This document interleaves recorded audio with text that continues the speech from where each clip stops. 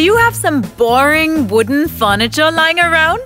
You can give them a fun facelift using this easy DIY technique. Here's what you need: carved furniture such as a console table, a chair, or a mirror frame, paint, a paint tray, and coarse bristle paint brushes.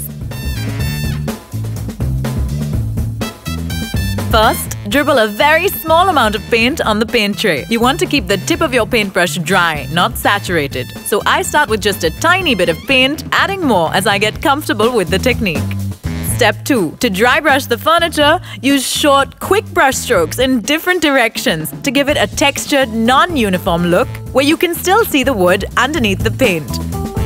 This technique gives a funner, brighter, more stylish look to old-fashioned carved wood furniture and is a great way to transform something you previously considered junk into an accent piece that anchors your room.